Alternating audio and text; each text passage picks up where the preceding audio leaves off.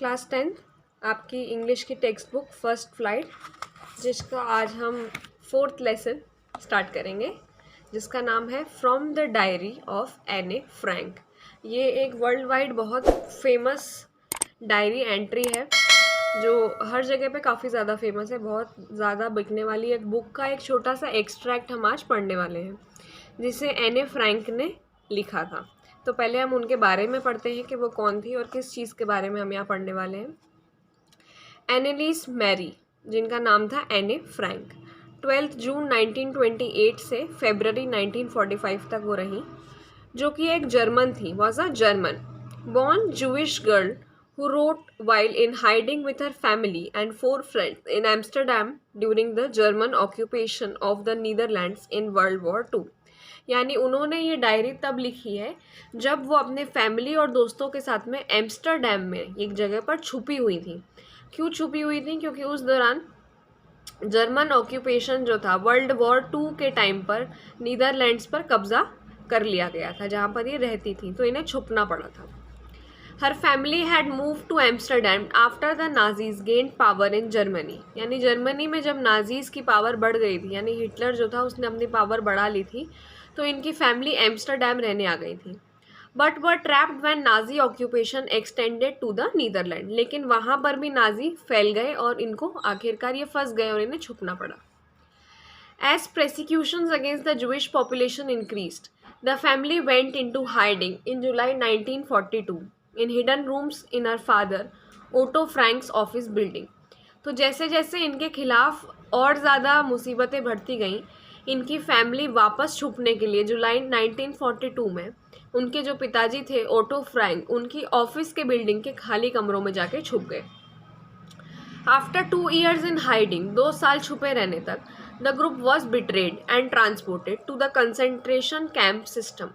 उनका जो ग्रुप था पूरा जो छुपा हुआ था, उनके साथ धोखा हुआ और आखिरकार उन्हें यातना केंद्र भेज दिया गया, यानी जहाँ पर इन सबको ले जाया जा रहा था, जहाँ पर इनसे काम करवाया जाएगा और इनको यातना दी जाएगी।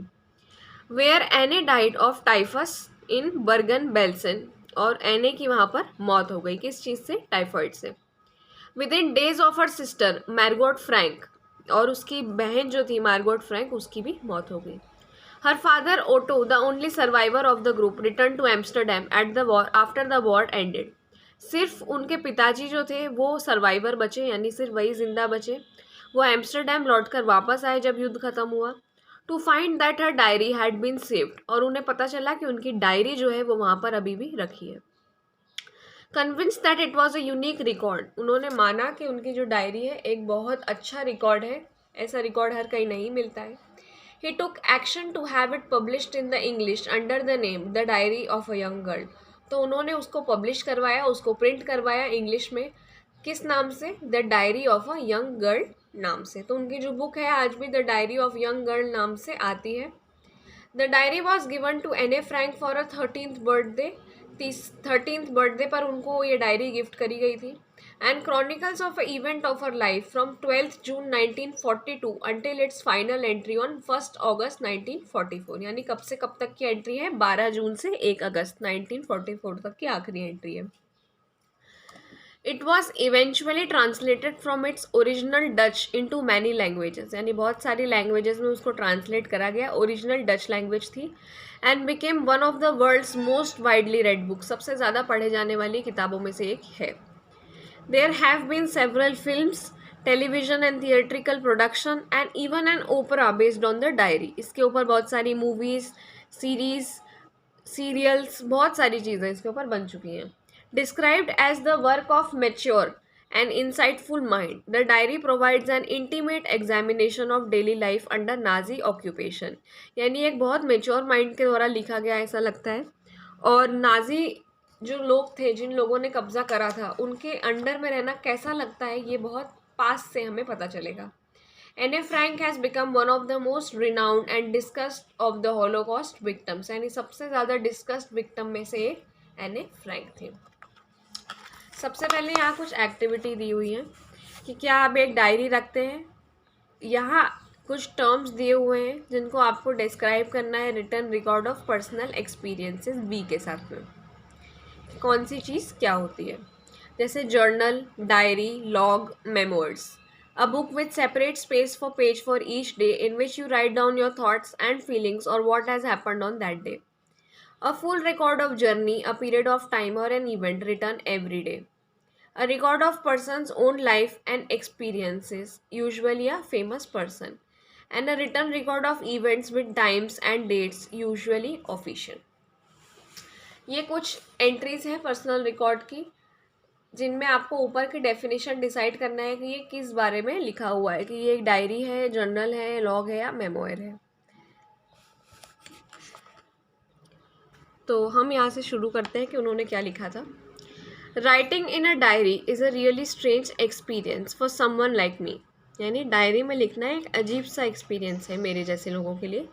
Not because I have never written anything before, but also because it seems to me that later on neither I nor anyone else will be interested in the musings of a 13-year-old schoolgirl. ऐसा नहीं है कि मैंने कभी पहले लिखा नहीं है, पर अब मुझे ऐसा लगता है कि ना ही किसी और को इस चीज़ में इंटरेस्ट रहेगा कि एक 13 साल की लड़की क्या सोचती थी. Oh well, it doesn't matter. I feel like writing and I have an even greater need to get all kind of things off my chest. और आखिरी में वो सोचती है कि ठीक है, कोई फ़र्क नहीं पड़ता, मैं लिखना चाहती हूँ और लिखने से ये सब चीज़ों का वज़न मेरे ऊपर से उतर जाएगा. Paper has more patience than people. यानी जो पेपर होता है उसमें लोगों से ज़्यादा सब्र होता है. I thought of this saying on one of those days when I was feeling a little depressed. ये मेरे मन में तब आया जब मैं एक दिन थोड़ी डिप्रेस थी. And was sitting at home with my chin in my hands. और मैं बैठी हुई थी अपने मुंह पर ऐसे हाथ रख के, बोर्ड एंड लिस्टलेस. कोई एनर्जी नहीं थी मेरे अंदर या कोई इंटरेस्ट नहीं था. Wondering whether to stay in or go out. और सोच रही थी कि मैं अंदर रहूँ या बाहर रहूँ. I finally stayed where I was brooding. Yes, paper does have more patience.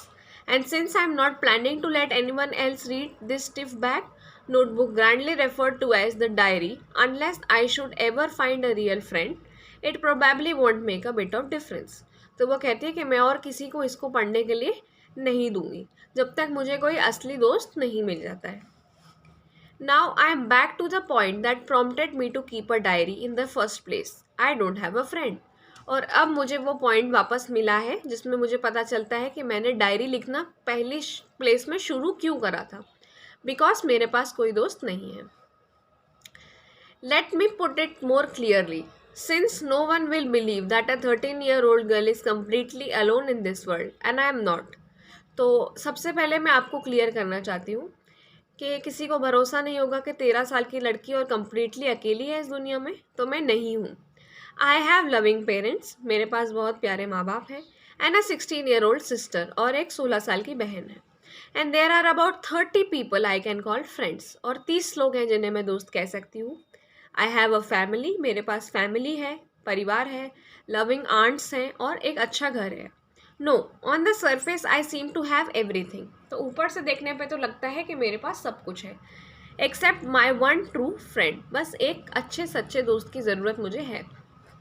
All I think about when I am with friends is having a good time. जब मैं दोस्तों के साथ होती हूँ तो अच्छा समय बिताने के बारे में सोचती हूँ.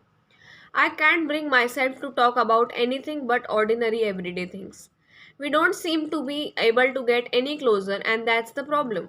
May be it's my fault and we don't confide in each other. In any case, that's just how things are, and unfortunately, they are not liable to change. This is why I have started the diary. तो उसे ऐसा लगता है कि वो ज़्यादा close नहीं हो पाती है और शायद वो लोग इतनी क्लोजली बात नहीं कर पाते हैं जैसा कि दोस्त करते हैं, और अनफॉर्चुनेटली ये चीज़ चेंज नहीं हो सकती है. तो अब इसीलिए उसने डायरी लिखना स्टार्ट करा है. To enhance the image of his long awaited friend in my imagination, I don't want to jot down the facts in this diary the way most people would do. यानी मैं उस तरीके से facts नहीं लिखना चाहती हूँ डायरी में जैसा ज़्यादातर लोग करते हैं. But I want the diary to be my friend. मैं चाहती हूँ डायरी मेरी दोस्त बने. And I am going to call this friend Kitty. और मैं इसको किटी का नाम दूँ.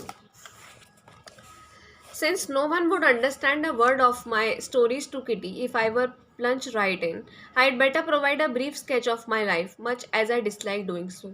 और यानी कि अगर कोई पढ़ेगा कभी किटी को तो वो नहीं समझ पाएंगे अगर मैं डायरेक्ट लिखना शुरू कर दूंगी तो।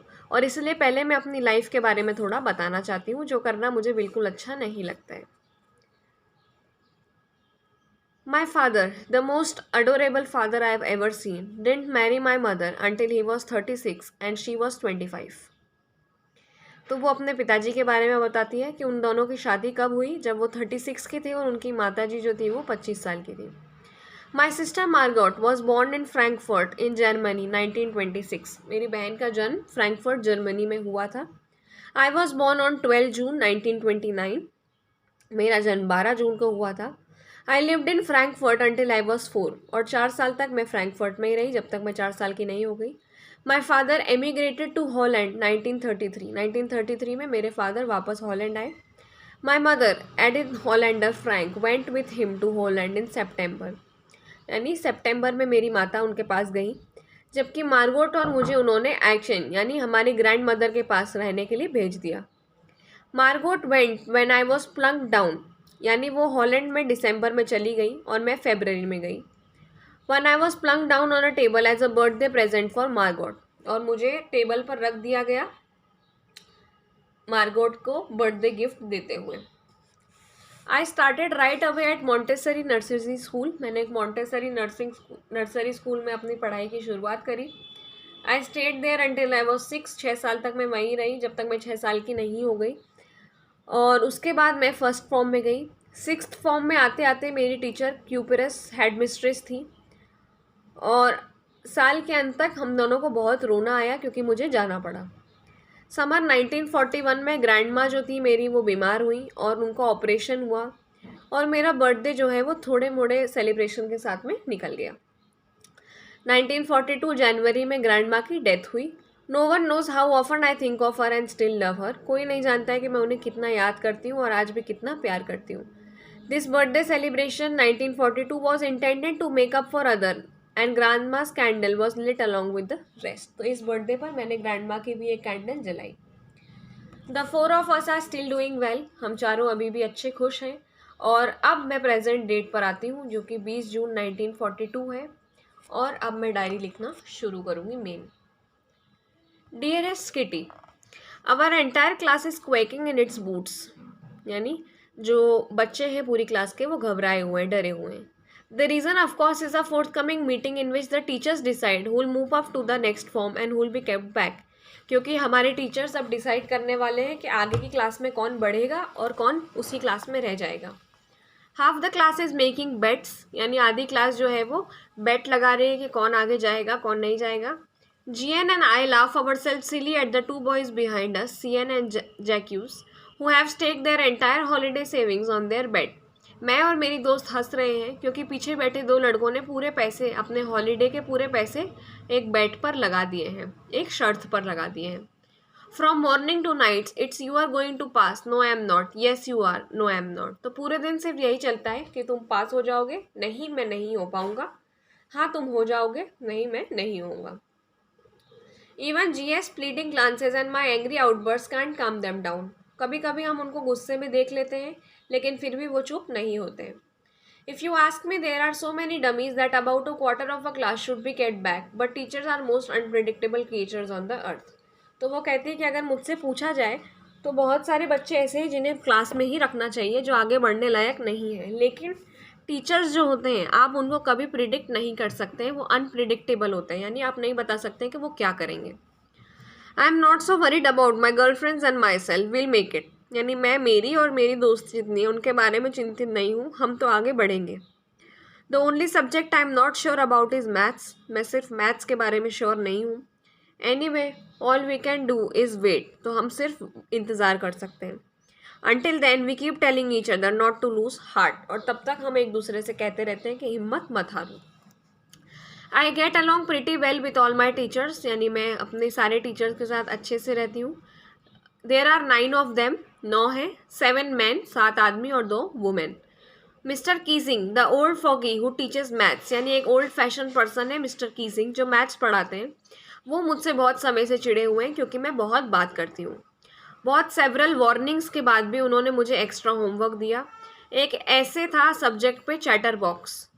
चैटर बॉक्स जो बहुत बोलता है। A chatterbox, what can you write about that? I worry about that letter, I decided. तो मैंने सोचा बाद में इसके बारे में चिंता करूंगी। मैंने जल्दी से वो टाइटल बुक में लिख दिया और मेरे बैग में रख दिया और चुप रहने का प्रयास करा। That evening after I had finish the rest of my homework the note about the ऐसे caught my I.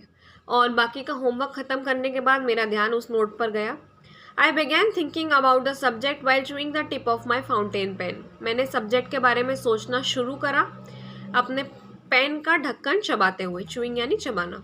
Any word could ramble on the leave big spaces between the words, यानी कुछ भी बकवास लिख सकता है, कोई भी बड़ी बड़ी जगह छोड़ सकता है शब्दों के बीच में। But the trick was to come up with convincing arguments to prove the necessity of talking.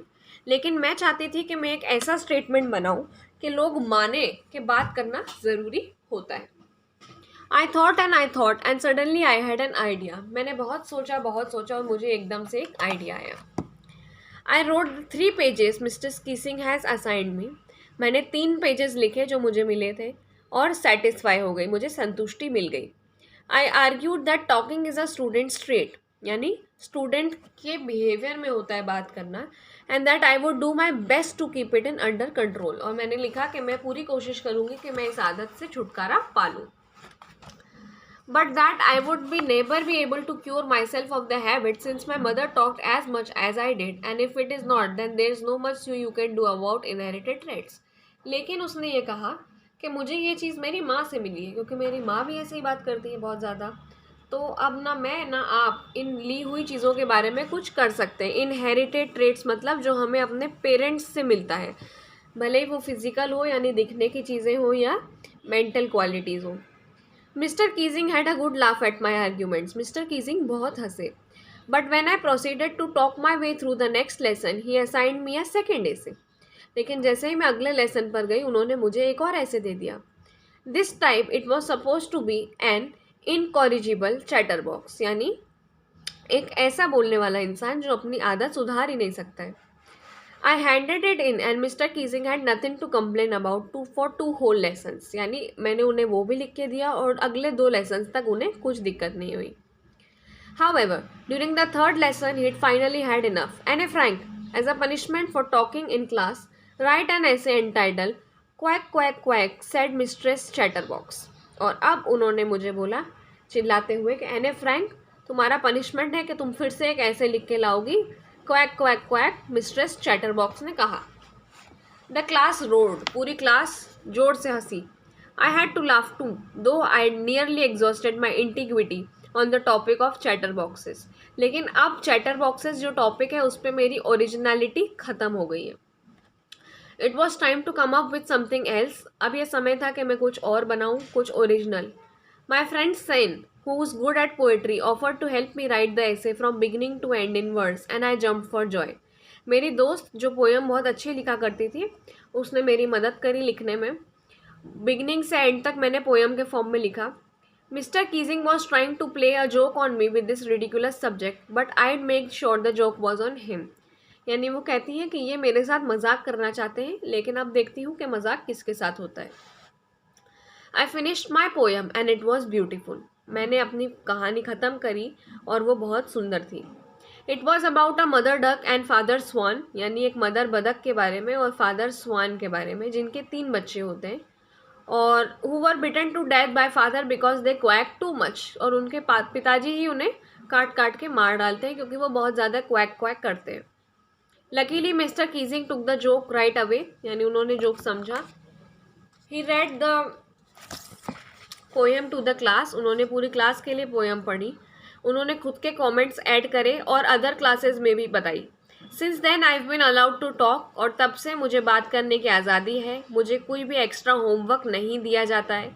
On the contrary mister Keesing always making jokes these days, और तब से मिस्टर कीजिंग जो है काफ़ी हंसमुख हो गए हैं।